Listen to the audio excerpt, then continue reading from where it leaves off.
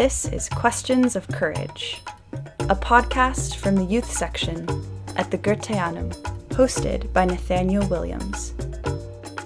Welcome to Questions of Courage.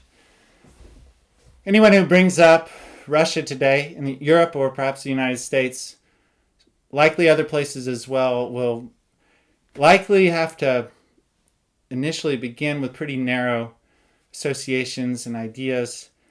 Of course, because of the war right now in Russia and Ukraine and the suffering that's implicit in war for both sides. And today I'd like to invite you to hear a little bit about a contemporary Russian writer named Victor Pelevin.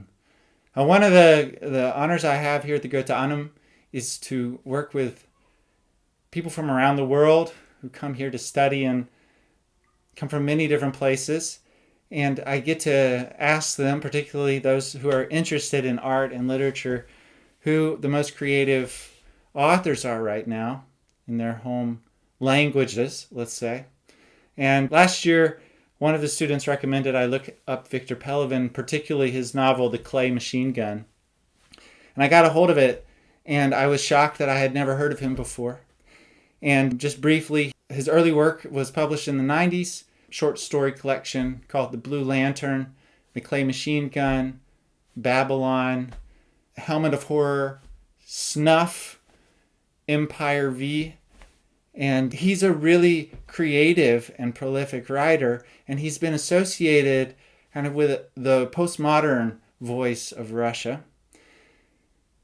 And coming from the United States and more familiar with English literature, I was thinking about this postmodern connection and thinking about Thomas Pynchon, for instance, who wrote The Crying of Lot 49, Vineyard.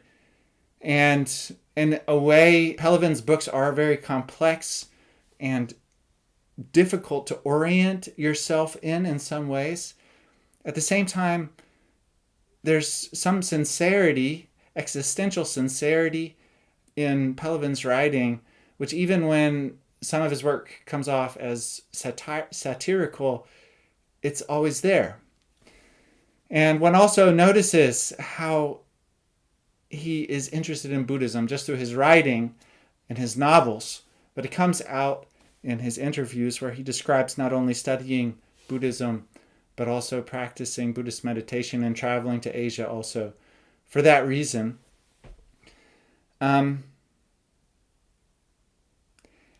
And yet, despite his obvious interest in Buddhism and philosophy, his work, especially his early work, has this magical, imaginative quality.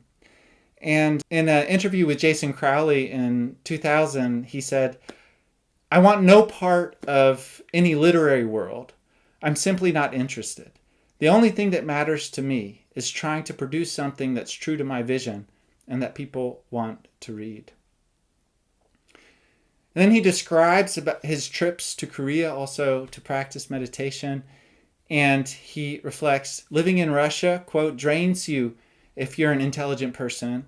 We have no civil society and people have no protection from corrupt rule.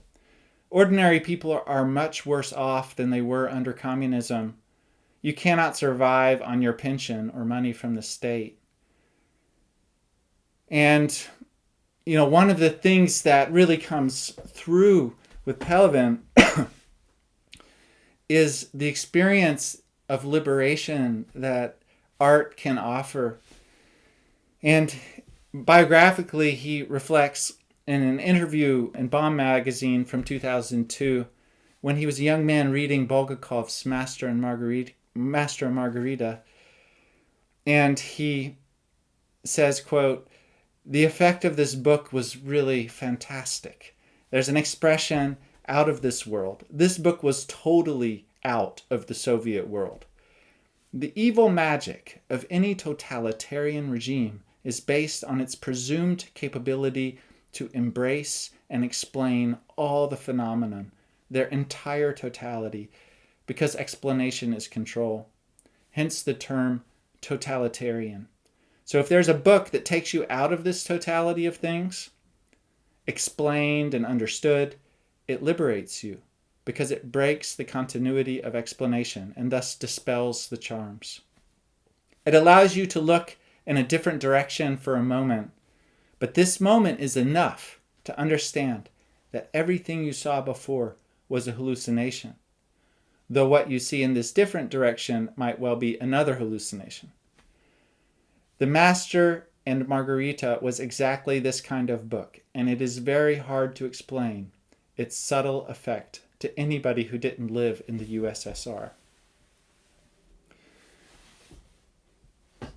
When he describes this liberation, which in The Master and Margarita is this amazing book in its own class, it's hard to call it a political book. It's this remarkable creative work.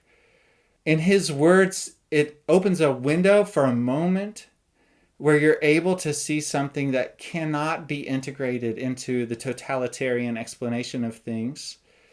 And what that allows for is a kind of freedom, also to look back at the ideology, say, of the USSR, but it could also be another country, with a new distance and a kind of freedom in relationship to it. And this is something that is one of the beautiful experiences that we can have also just reading Buddhist literature, such as the Dhammapada. In the first chapter of the Dhammapada, there are some verses that read, "He berated me, he hurt me, he beat me, he deprived me. For those who forego such grudges, hostility ceases. In this world, hostilities are never appeased by hostility, but by the absence of hostility are they appeased.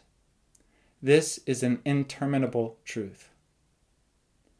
Some do not understand that we are perishing here. Those who understand this bring to rest their quarrels." And reading the powerful ancient Buddhist texts such as the Dhammapada, something of this detached and distanced practice of mindfulness and liberation speaks powerfully if we just take a moment to sit with the verses.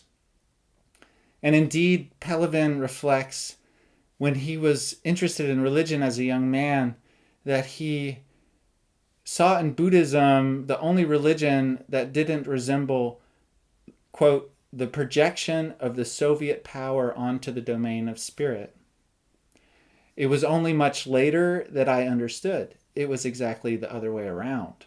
The Soviet power was an attempt to project the allegedly heavenly order onto the earth, while Buddhism was totally out of this vicious circle, and there was something so strangely compelling and soothing about it. And this is something that I think you can also feel in the way that Pelevin works with writing. Again, particularly his early work. Now, it's interesting. I was reading in an article in The Guardian recently something about Pelevin and his recent work, which I'm not familiar with because of my linguistic limitations and the lack of translations. But one of the clear questions was, which side is he on in this time of war? And it seems clear, at least one view on the attitude and the spirituality that it's possible to experience in these books, these works of fiction, is that to be on a side is to be on the wrong side.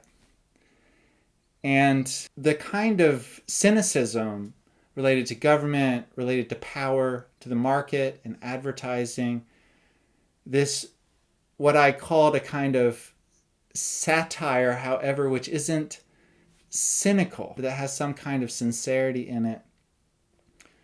It seems to be tied up with Pelevin's person, who he is, and his work. And in reading his books over this last year, one of the things that I had to think about and that I'm living with now were the lectures that Vladimir Solovyov gave 100 years ago, over 100 years ago, on divine humanity. And in these lectures, one of the things that Solovyov reflects on is different spiritual teachings and qualities and characters. And in reflecting on Buddhism and also Hinduism, he reflects on this liberation, which is able to turn things into a kind of dreamlike state and allow a liberation through distance. However, a kind of inner distance for our own consciousness. And for him, for Solovyov, and also how he interpreted, for instance, Christianity, there was this insufficience that becomes clear when one speaks about redemption and how some kind of a redeeming power had to be able to enter the world, which is typically characterized as full of so much suffering, and that this somehow was more characteristic of the Christian mysteries and esoteric Christianity. And with those thoughts and an appreciation for the work of Victor Pelevin and this complex world that we live in, anyone who's interested in a really unique window into more than what's offered in the news on Russia, I would invite you to look at Victor Pelevin's writing. If you want a beginning, perhaps a Blue Lantern, very short stories. Questions of Courage is a small project by the youth section, collaboration with Goetheanum TV and the communication team at the Goetheanum.